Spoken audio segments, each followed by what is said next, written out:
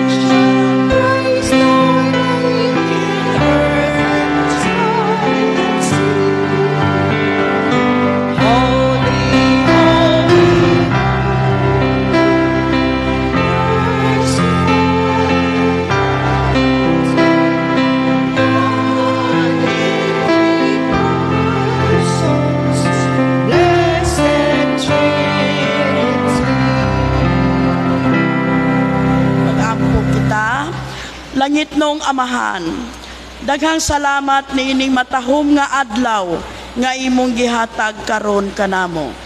Ingon man sa mga gasa sa kinabuhi. Mapasalamaton usab kami ni ining higayon sa paghiusa kanamo sa pagsimba diha kanimo sa espiritu o kamatuoran. Itugot Ginoo nga ang mensahe nga among maambitan ni ining panagsimba makadasig kanamo diha sa kanunayong pagtubag sa imong tawag sa pag-alagad ning bulan sa misyon. Ginoo, pahinumdumi kami nga diha sa among kaakuhan nga kapadayagan nga kami mahiusan na kang Kristo. Maanaa unta kanamo ang hiyas ni Kristo, ang pagkamatinud-anon sa pagtuman sa imong kabubuton. Tabangi kami, Ginoo, pinaagi sa pagdasig sa imong balaang espiritu. Sa ngalan ni Kristo Hesus. Amen.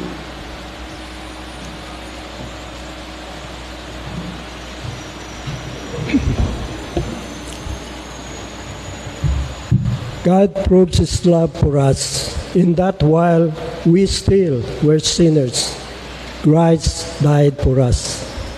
If we say that we have no sin, we deceive ourselves, and the truth is not in us. If we confess our sins, He who is faithful and just will forgive us our sins and cleanse us from all unrighteousness. In silence, let us confess our sins heartily.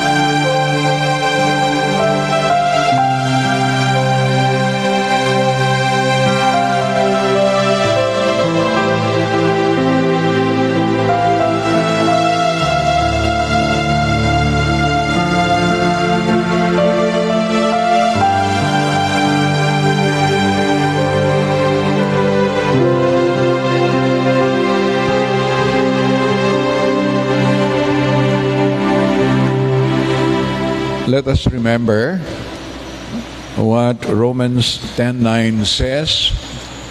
If you confess with your mouth that Jesus is Lord and believe in your heart that God raised him from the dead, you will be saved. This is the greatest assurance that we have been given when we confess our sins and commit ourselves and surrender our lives to God. And He gives us the assurance not only of pardon for our sins, but also for the renewal of our lives. After pardoning us, He gives us renewal through the Holy Spirit. The presence of the Spirit will be with us, and therefore we can be assured we have no worries.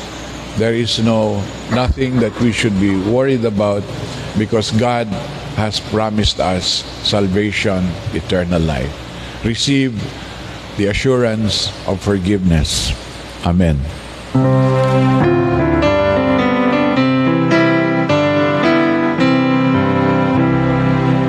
Here we are, all together as we sing our song.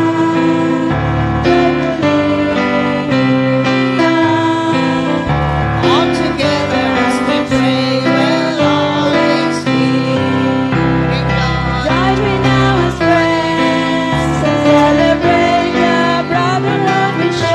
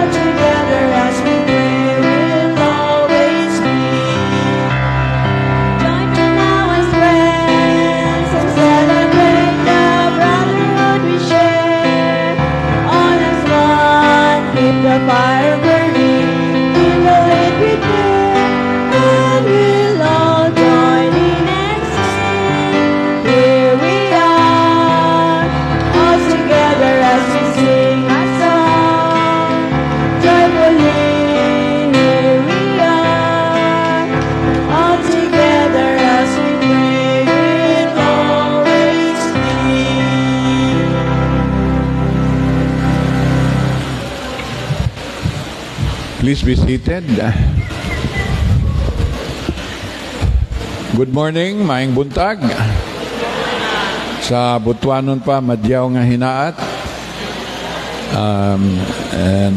Welcome to our service this morning. And now we have a few church announcements to make. This morning, ang atong preacher, as the ministry team, pastor's team decided a few weeks ago, will be Pastor Dudong Taglukop will be our preacher. Shall we welcome him with a round of applause? Thank you. At the same time, this morning, I received information that Reverend Carmelito Liling Miro, is indisposed. Doon na siya weakness of the body and dili siya makaabot karon. So I am doing the chores of the liturgy leadership and the pastoral prayer as well. But God is good. God gives us the health, the ability to do what is supposed to be done every day. And we give thanks to Him that God is always faithful. Masaligan gayud ang Ginoo nga dili niya kita pabayaan or dili kita pasagdan o labi na dili kita isalikway. So nagapadayon kita og pagsimba kaniya. Dunay mga announcements ng atong angay buhaton. Una sa tanan, ang atong performance sa atong stewardship, mabasa ninyo diha sa luyo. Palihog na lang og basa og magpasalamat kami sa tanan nga manggihatagon nga mga membro niini nga simbahan. Sa among Bible study gahapon, nagtuon kami bahin sa stewardship kay murag mao niya ang usa ka problem nato sa simbahan nga fluctuating up and down ang atong performance sa atong stewardship, no? Dili lamang sa finances kundi in attendance as well and in ministries.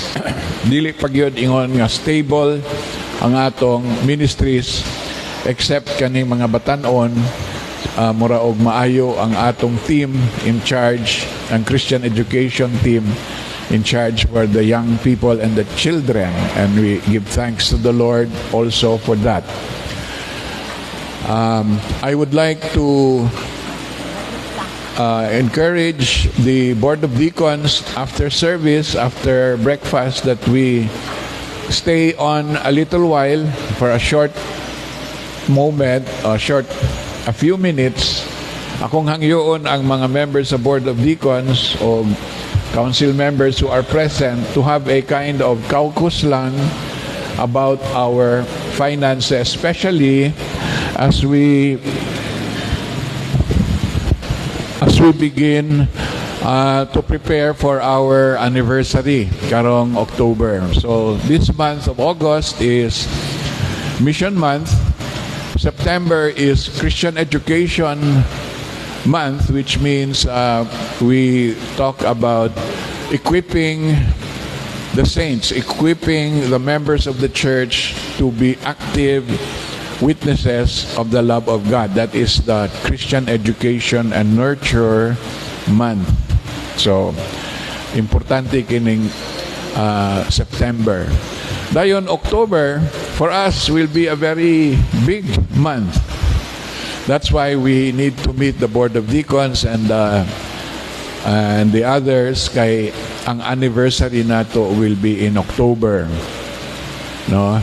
And we will have our second assembly nato as a church on October. Not only that, but also the Evangelical Fellowship of pastors who are committed to restoring evangelicalism of our church in UCCP will have their assembly also in October, our second National Assembly.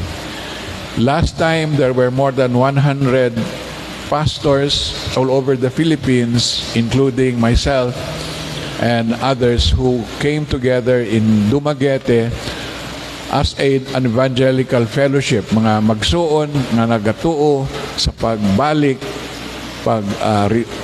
reclaim sa atong faith heritage, our evangelical faith heritage, the importance of announcing Jesus Christ, salvation of our souls and forgiveness of our sins, which is sometimes wala na kayo matagaig importance sa UCCP, which is why we are in this situation of crisis in the National Church.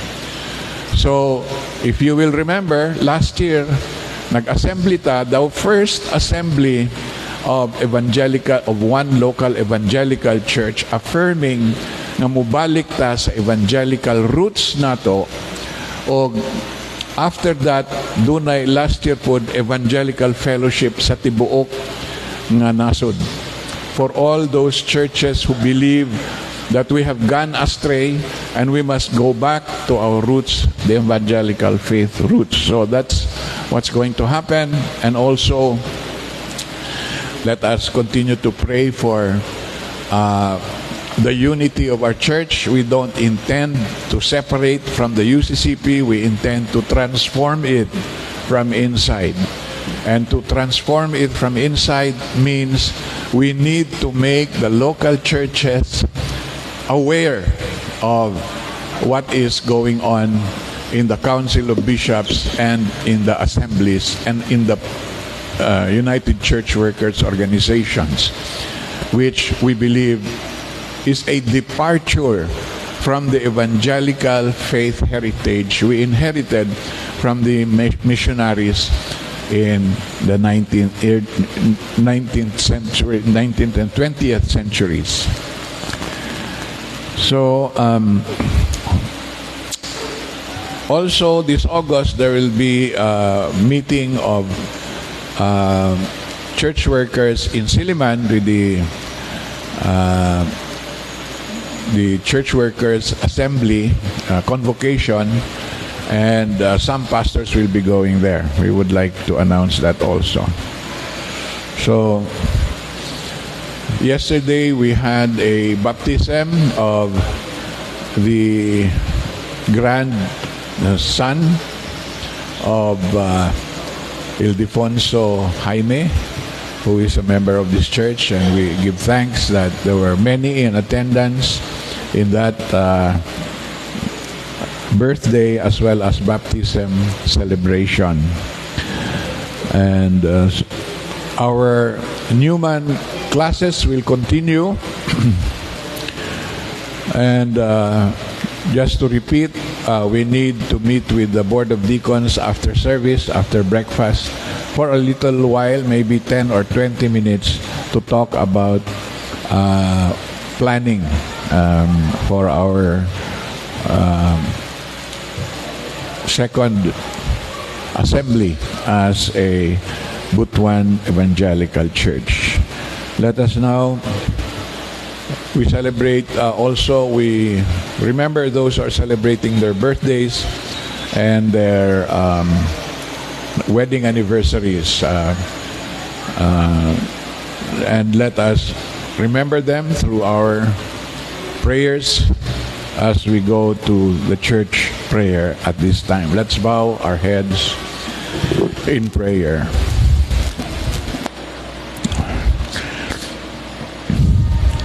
Heavenly Father, we come before you at this time, joyful in our hearts that we have survived a year of difficulties, and yet we stand strong in our faith, the faith that is based on Scripture and on the Word of God.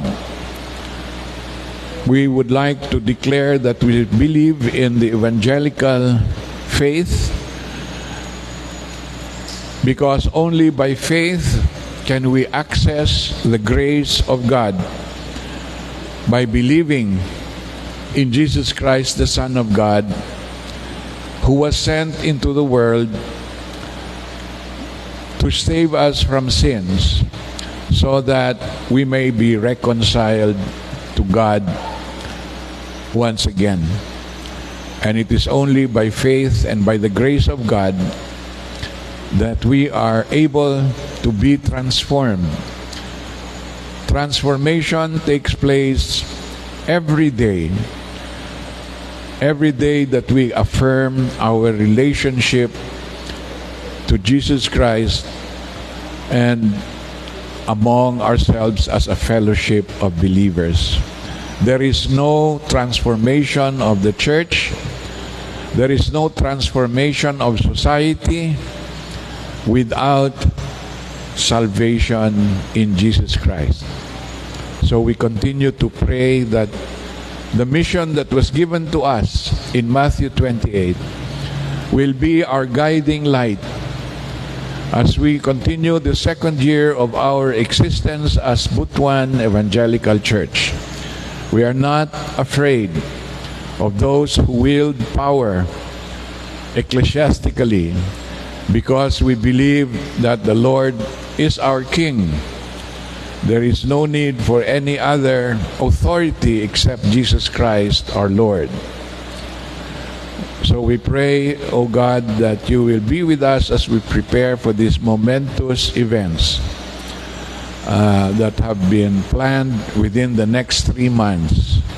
May the members of this church pray with us, with their hearts, join us, and their talents, their times, and their treasures given so that we may achieve the very difficult transition we are facing at this time.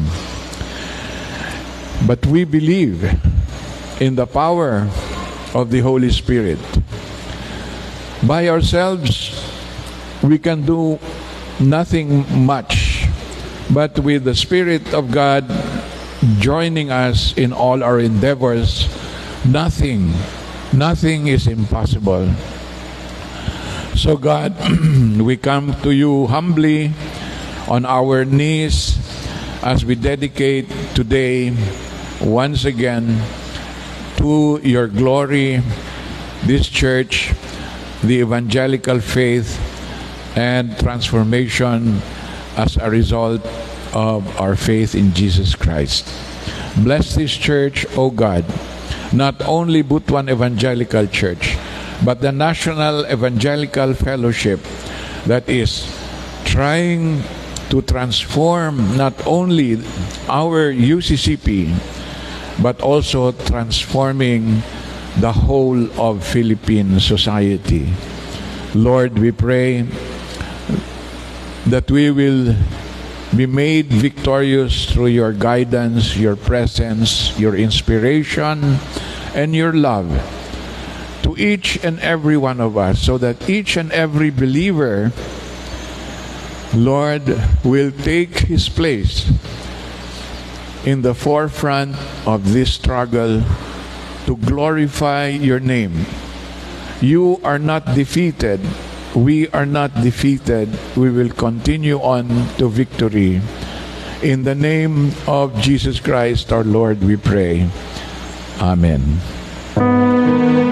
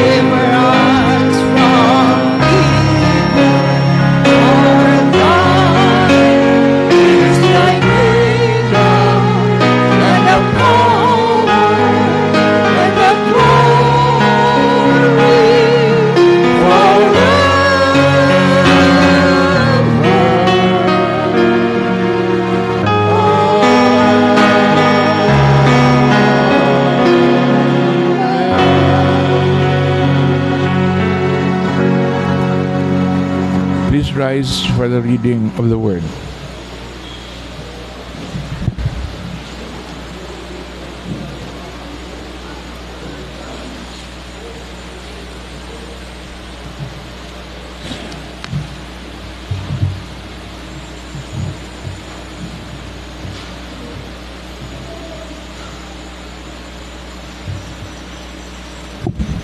Hello.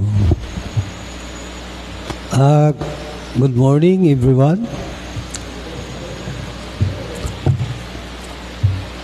Ang patukuranan sa Ebanghelyo karon makita sa Ebanghelyo ni Lucas, Kapitulo 10, 25 o paingon sa 29. Nagaingon dinhi kunya dihay usa ka batid sa balaod nga bitindog aron sa pagsulay kanila nga nag-ingon, magtutudlo unsa may akong buhaton aron makapanunod ako sa kinabuhing dayon. Si Jesus mingon kaniya, unsa may nasulat diha sa balaod? Unsa may imong nabasa? Siya mitubag, igugma ang Ginoo nga imong Dios sa tibuok nimong kasing-kasing ug sa tibuok nimong kalag ug sa tibuok nimong kusog ug sa tibuok nimong hunahuna ug ang imong silingan sama sa imong kaugalingon. Ug si Jesus maingon kaniya, husto ang imong pagtubag, buhata kini ug mabuhi ka. Apan siya nga nagtinguha sa pagkamatarong sa iyang kaugalingon, miingon kang Jesus, ug kinsa man ang akong silingan?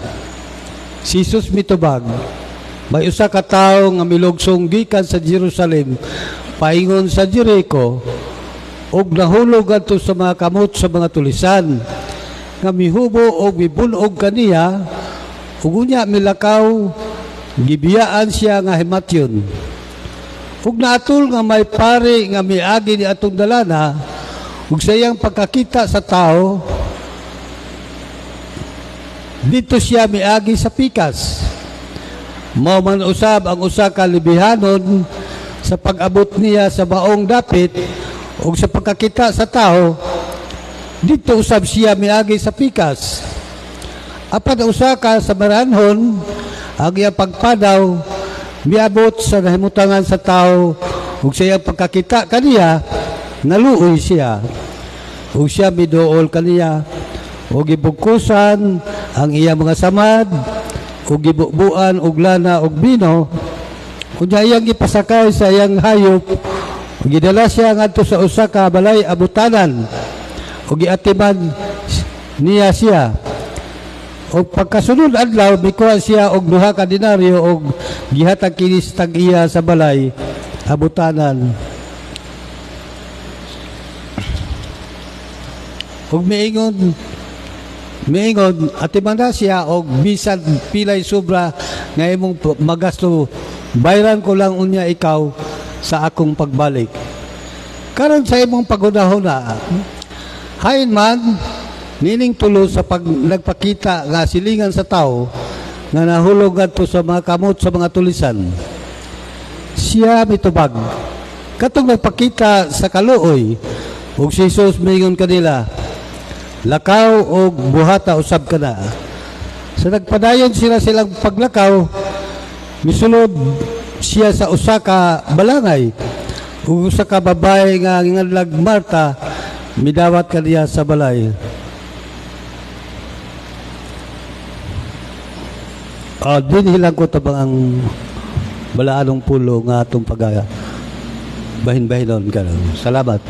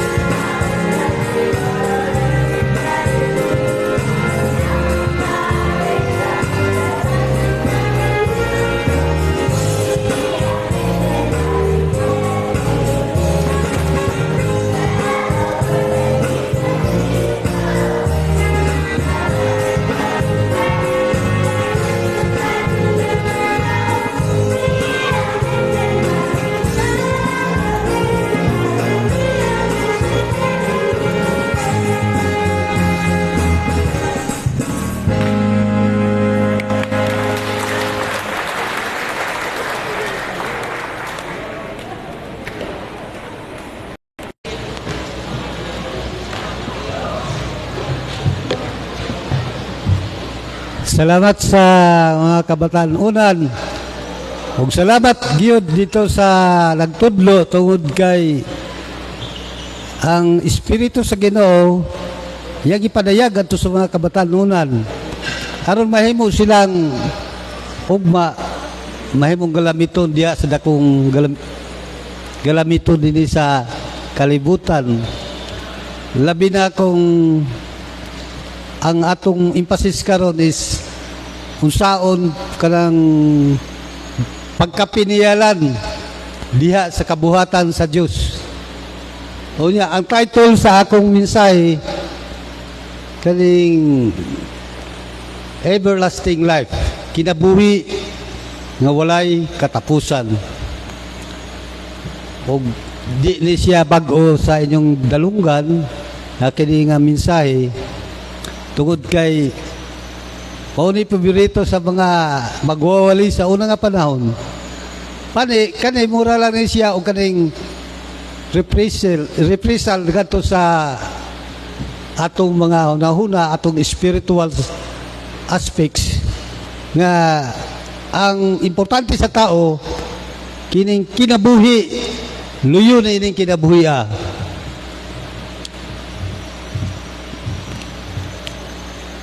Ang mensahe patukuranan sa Ebanghelyo nitukod kini ni Lucas. Kini si Lucas, ang Lucas usa ka doktor kini sa tanang mga disciple ni Jesus. Kini ra ang doktor taas og grado. Katong uban mananagat na gito sila mag-uuma. Unya gi-example ni Lucas ang kabahin sa everlasting life. Kay may usa ka batid sa balaod, misuway kang Jesus Christ pagpangutana. Kung sabay akong himuon nga makabaton ako kinabuhi nga walay katapusan. Ingon si Jesus Christ, kung sabay naisulat sa balaang kasulatan, siya gugma ang Diyos, labaw sa tanan, tibok timong kasing-kasing, tibok timong hunahuna, tibok timong kalag, o tibok timong kusog. O higugmaon ni mo imoy si katao. Ingon si Jesus Christ ka, o sige, lakaw na, buhata. Usa ka batid sa balaod nga ngutaan naman aning bahina nga ang balaod sa una mo sa nasod gikutlo lamang kini sa balaod sa Ginoo. Sama sa atong balaod karon nga gikutlo usab diha sa balaod nga naa sa Bible. Labi na ning God is love. Gugmao nimo ang Dios sa tibok timong kasing-kasing ug sa tibuok timong hunahuna. Naigi example ni Jesus kay balik pa man gyud. Unsaon man ako paghigugma sa akong isikataw. Love one another. Yung naghatag og parabol si Jesus kay may usa ka gikan sa Samaranon nga milogsong. Og nakita niya nga may usa ka ibanigan itulisan nagkadugo nga imbuyod diha paingon sa Jericho to si ang Samaranon imbuyod ang usa ka tawo nga ibanigan itulisan nagkadugo. Pagkita sa Samaranon iya kining ang unang nakakita ang usa ka pare. Ang pare hindi agi lang sa tuo. Ang isa ka pare na pod miagi lang sa wala. Samtang ang Samaranon iya gihugasan sa suka o sa iyang lana o gidala niya dito sa abutanan. O dito sa abutanan ang buti pa sa abutanan sa karon na siya hospital. Naghatag siya og 2 ka denaryo siya. Ubalik ko og kulangon at imana ning pasyente. Akong bayran tanan ang naa sa bill sa hospital. Nangutana na si Jesus sa atong batid sa balaod. Kung batid ka sa balaod mga igsoon, usa ka doktor, doktorate na kala, ikan sa mag-major ka, mahimo na kang doktorate na doctor of law. Siya ro, og wa siya kahibaw sa balaod, pagbutang lang siya og balaod niya sa nasod nga wa kahibaw sa balaod sa Dios. Ang tanan pattern man sa balaod sa Dios. Amo na nga hingon tong kuan. O katong hintabang mo gito siya nahigugma sa iyang isig ka tao. Kaya nung tanan saan ako paghigugma sa isig ka tao. Siya atong tulo asa man hingon tong sa mayroon nga ang katong hintabang huwag sabutabol kayo nga kung katuntulo nga mga katawhan kung tanaw na to sabutabol nga ang sabayanon gayod ang mitabang sa iyang isig kataw. Ang problema kato makita na to sa pagtabang sa atong isig kataw. Katong una nga higugmaon ang Dios sa tibok timong kasing-kasing, sa tibok timong huna-huna, tibok timong kusog, tibok timong kalag. Saan man ito nato kung pananglitan? Bay man itong pagtabang sa imong isig katao kay nahibawag yung ka nga kinahanglan yun sa tabangan. Nakita. Apat mga igsoon kaning paghigugma sa Diyos nga wala ni mo makita. Muna'y pinakalisod sa wa pa makasugod niya na wa pa pud makasabot unsaon paghigugma sa Dios nga wala nimo makita. Usa ka makita nato ang mga karaan nga mga tao sama kang Abraham, kang Noah nga ang ilang gihimo sa dili pa sila matulog sa kagabion, nagpasalamat sila sa Ginoo. Pagkabuntag na sa ula, nagpasalamat na po. Salamat Ginoo kay nagibantayan mo ako sa akong pagpahulay sa kagabion. Kaway na itabo ka na mo. Sa pagsugod na po sa ilang trabaho, salamat sa bagong buntag na makasugod kami o hinaot nga ubanan mo kami diya sa among lihok buhat sa tibok adlaw. Ina na mga igsoon, muna pinakalisod kanang pulong higugmaon sayon kayo, gugmaon ang Dios. Pero unsa may aksyon niya na, unsa may buhat na makita sa mga katawhan, makita usab sa Dios nga higugma ka kaniya. Ang una, ang kining magampo ka sayo sa buntag. Sama nila ni Noah, si Abraham, matinud-anon kayo sila. Buntag sayo, nag-ampo. Kining ampo, maigsoon, usa ka hinigiban diha sa atong pagkakristohanon, ka makakommunicate kita dito sa Ginoo. Kay form of communication kini. Karon ang communication nato karon, high-tech kay na mga cellphone. Usa pa na nga mga kuan nga murag makita nato dayon ang resulta. Sa una wa may cellphone, wa pa may mga unsa na diha. Ang cellphone sa una kalang prayer. Kinahanglan must be prayerful ka nga tao sa Dios. Ang usa ka restaurant na ay karatulan dito. Ang kining restaurant libre sa tanang pastor. Suslipay ang mga pastor kay libre gyud dako nga restaurant. Pinakadako nga restaurant yan ang lugar. Sunod sila tanan, dili ta ka libre. Pag-abot nito. Order ito kanang litse unsa pa magnolia nga ice cream unsa pa diyang mga kinahanglanon sa pagtagbaw sa lawas nga mabusog yun.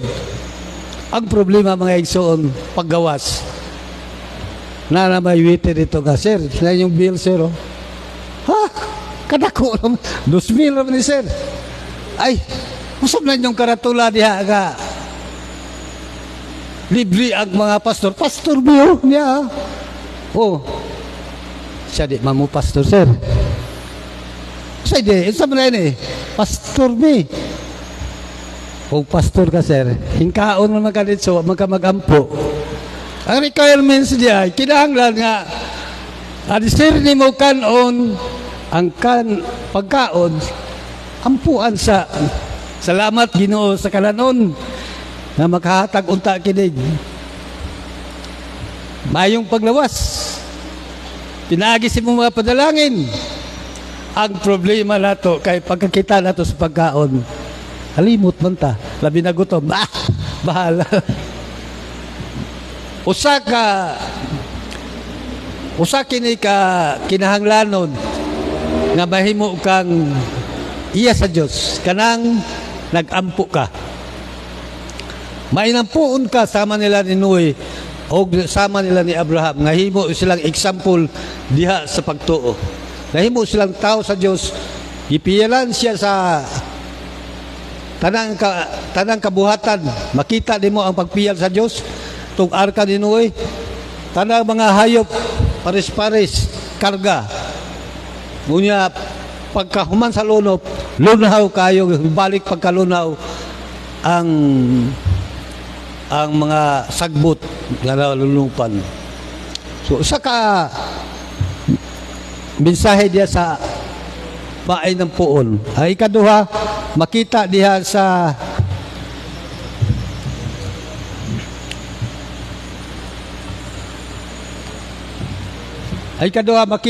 sa pagsugot sa bandlo tanaw na to mubalik tanaw taga to kang Abraham tiguang na si Sarah wala mag-expect ang magtiayon nga makaanak pa sila pero gisaharan sila sa Ginoo nga makaanak at the age of 40 si Sarah si Abraham 90 pero nakaanak pagkaanak nila nanganak sila kang Isaac mga 3 days after iyon ang Ginoo Abraham tulian na imong bata gituli po ni Abraham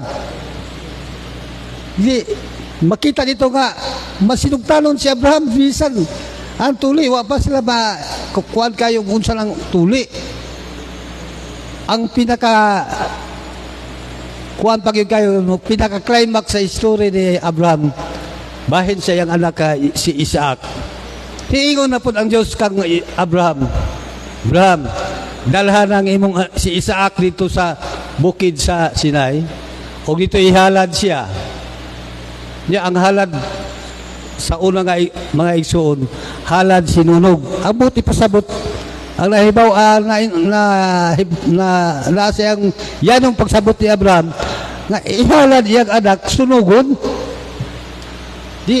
gidala niya si Isaac mong bukid o nagdala siya mga kahoy yung uban pa niya si Isaac gisugo pag niya nga buoy naguha sa mga kahoy aron gamiton sa halad sinulog pag abot ito sa bukid nga dito gitagana ang paghalad si Isaac pa ang nagdala nagplastar niya sa halaran pag-ingon ni Abraham Isaac higda nagkuha na si Abraham og kutsilyo kay patyo na kay sunod halad sinunog patyo pamandaan ang halad sa una mga igsoon halad sinunog dili tao mga pagsulay lang ni kang Abraham ang halad sinunog sa una karnero pag ana ni Abraham nga to kang Isaac mitingog misingit ang Dios Abraham ay buligi ang imong kamot sa imong kagulingong anak puay karnero dito mo to ihalad kung tanaw na to ang pagkamatinud-anon sa sugo sa Dios si Abraham example sa tanan kinabuhi sa iyang anak nga ipahalad dito kamo ka musugot mo nga imong minahal imong anak ipahalad nga ikaw pa mo patay. Dili. Ibaw ko nga tubag. Dili. Kaya nga no, mahal kaya na to atong mga anak. Kung mahimo pa, di na to kusion. Kung mahimo pa, dili na to palamukan o langaw. Tuod sa kamahal na to ang atong anak. Pero pagka-obedience ni Abraham nga to sa Diyos, isugot siya. Pagsugot niya, nakita sa Diyos nga kuan siya, kanang faithful siya. Kanang masinugtanon siya. Kaya importante magod mga igsoon, kaya pagka masinugtanon nga to sa Diyos. Ang kining Samaranhon, mubaliktad o ta Samaranhon. Kining Samaranhon, masinugtanon nila ini. O nga nung gihimo man siyang example, whereas katong mga kanang teachers of the law, kanang mga abogado, wa man gihimong example nga maayo ang mga abogado. Sa Samaranhon man hinoon, tungod sa pagtabang, ngadto siyang isig katao. Makita din ha sa kung ang pagsugot usa ka atong kinahanglanon diha sa atong pag-alagad o pagtuo sa atong Ginoong Dios. Ang sunod diha na kanang gitawag og living sacrifice. Sakripisyo ta. Katong the will of Samaritan, ang lingkod si Jesus Christ dito sa Atabay, dito sa Atabay dahil giingnan niya tong mga disciples sa pamalit mo dito sa lungsod og pagkaon para sa atong makaon. Samtang naglingkod si Jesus Christ, hinduol tong Samaritanhon kay magkaos. Ingon si Jesus Christ ka, paim na kong tubig bi. Ingon sa Samaritanhon na, uy, kamo mga Hudiyo, muinom sa among tubig, minuhat ka din ni Jacob. Kamong katiguangan. Di pwede kay ang Hudiyo o ang Samaranhon na sila'y racial discrimination. Dili magkaduol pareha sa mga Muslim o Christian ilang batasan. Di ka makaduol-duol sa mga babae nila. Patyon ka nila. Munang batasan nila sa Samaranhon sama sa usa ka Muslim. Na-inherit sa Muslim ang mga Samaranhon. Tungod ko ay di ka pwede magsakay gani nga tapad mo o istorya, labi na mag-istorya mo. Ang tubag ng Jesus Christ, oy, kada imong tubig ang makainom ana uhawon gihapon, apan kini akong tubig nga akong ipainom kaninyo, dili na gyud kamo pag-uhawon. Mutong kinsa ka man nga nagsulti ana, propeta ka, gipamulong mo na nga ako ang anak sa Diyos nga muanhi aron pagwali sa bayang balita kaninyo. Ikaw magpadili-dili ka, nakahibaw ba ako nimo nga lima na kabuk imong puyo-puyo, pagkaingon nga lima na imong puyo-puyo, dahil nga naman yung tawhana nga nakahibaw man sa akong pagkatao, amo na ni ipaabot na mo nga ang Bisaya mo abot gayod. Dagan siya ngadto sa ilang lungsod ug ingon siya, niya na ang atong manluluwas, niya na ang atong Misaya. Mianhin na aron nga makigdugtong kanato. Niabot na po ding mga kuan, kining mga disciple ni Jesus Christ. Naghatag ng pagkaon, magtutudlo, kaon na. Ay, human ako, nabusog na ko, kay nakawali naman ang atong Ginoong Hesus ngadto sa mga nanginahanglan o spiritual nga aspects. Pag abot sa mga Samaranhon, ingon din si Jesus Christ ngadto sa iyang mga disciples, daghan kayong alanihon, wala giyoy nangani. Kay kining Samaranhon, adto ra gid na sila magsimba sa Samaria. Ang mga Hudiyo adto pod sa Jerusalem. Dili sila kitaay, dili sila halubilo. So niini nga pananawon, overview diya sa Samaranhon. Ang Samaranhon wala pa adto ang mga ebanghelista bagto evanghel sa ila. So kini sila mga alanihon. Why na nga ni? Usa ka hagit ka nato kaling batahon mga kabuntagon. Aron maangkon nato ang kinabuhi nga walay katapusan. Mupalo ta sa diha kang Kristo nga mga lakang. Sayon naman. Katong gusto mo sunod kadako, ilimod ninyo ang inyong kagulingon. Og isangon ninyo akong yugo, magtuon kamo kanako, kay akong lulan, akong kasing-kasing maaghop sayon. So usa na kahagit nganong dili man ta mo follow sa steps ni Jesus Christ. Ang giingon niya ilimod, self-denial. Ilimod na to nga maalkansi ta. Ngano maputuod nga atiman man sa Samaranhon tong usa ka gitulisan gibanhigan nga di man niya gani kaila, di man niya relatives. Nganong atiman niya kwarta, kusog og buhat. Isud kaya na nga mo spend ka og kwarta nga basta-basta. Pero ang gusto sa Ginoo, self-denial. Kanang imong kwarta, dili na imong kwarta. Gipialan lang ka, aron makakuha ka, magamit niya sa imong pagkinabuhi. Kanang imong yuta, di na imong yuta. Gipialan ka lang sa Ginoo, aron na imong matukuran og balay. Kanang imong building, di po na imo ha. Di na imo ha. Gipialan ka sa Ginoo nga makabuhat ka og building.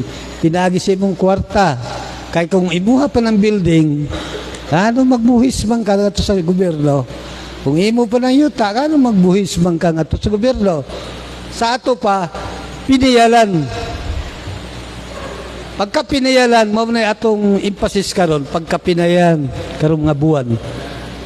Pinayalan kita diha sa talento, pinayalan kita diha sa tanang naa kanimo. So i-deny nimo nga uy, ako mag-usik ko sa kwarta nga na ako'y high school, na ako'y college, na ako'y mag-eskwela.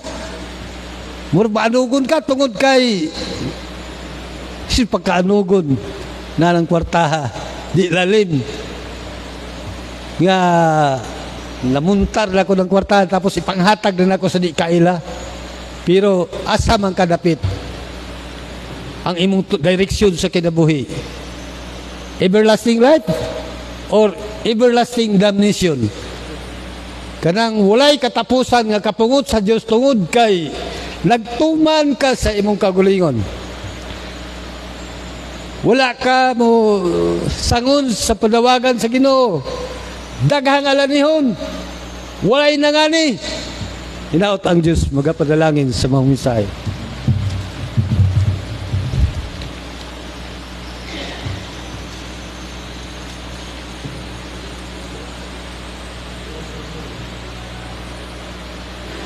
God has blessed us beyond measure, and our generosity allows us to use a portion of this blessing to minister to others.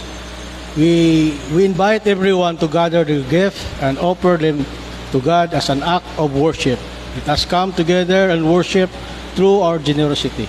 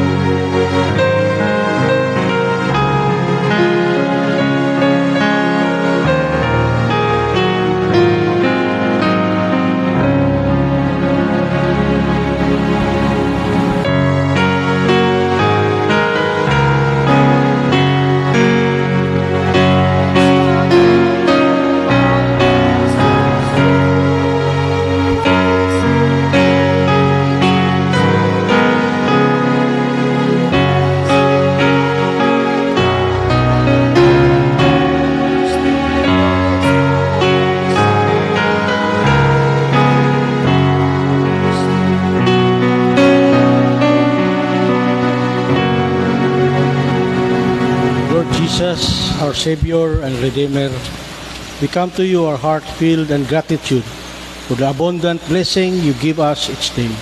We acknowledge that cheerful giving is not an obligation, but a joyful act of worship. Help us understand that our giving is an expression of our deep love for you and our want to future your kingdom on earth. Amen.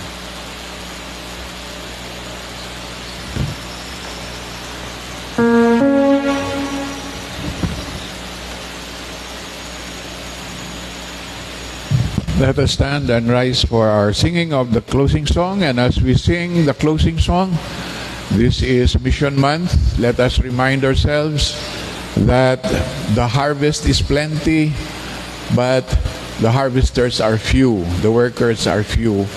And each one of us this morning is being called to harvest those who have heard Jesus Christ. That means to train them and to educate them. Those who would like to dedicate themselves to the harvesting process of bringing people to Jesus Christ may come forward and kneel as we sing this closing hymn, especially towards the end of the closing hymn.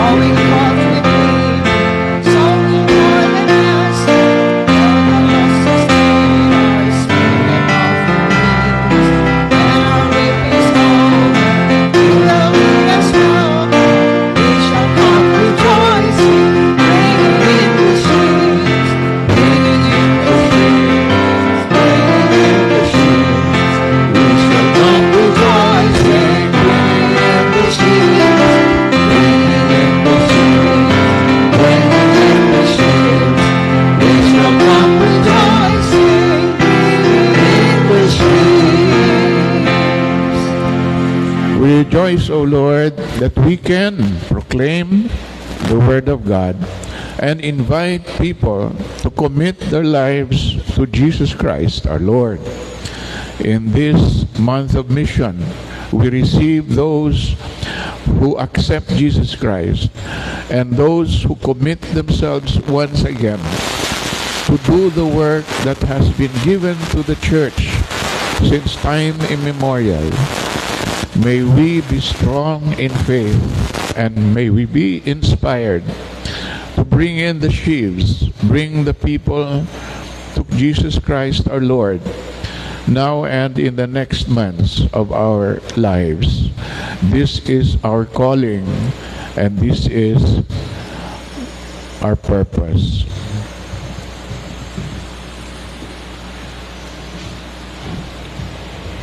May the God who breathed life into creation be your delight. May Christ Jesus give hope to your dreaming. May the Holy Spirit walk among you and set your hearts ablaze with passion. We go in peace to love and serve the Lord. In the name of Christ, amen. Amen.